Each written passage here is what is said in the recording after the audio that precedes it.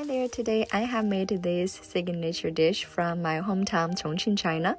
It's called a 毛血旺, literally means sloppy blood curd. Sounds kind of gross and interesting, right?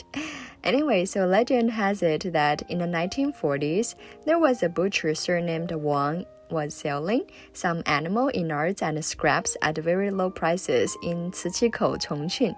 One day, his wife came up with the idea of instead putting all the cheap odds and ends in a spicy soup.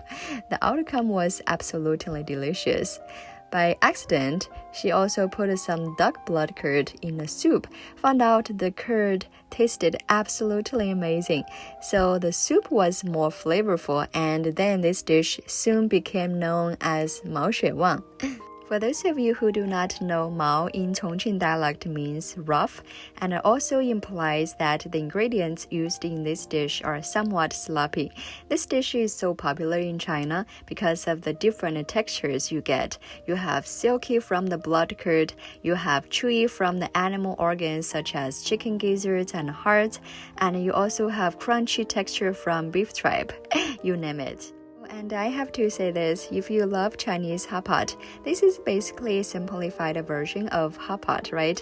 You have this spicy, numbing, aromatic garlic taste and smell. Absolutely amazing. The full recipe is in my bio. Please check it out. Thank you so much for watching. Have fun cooking. Bye-bye.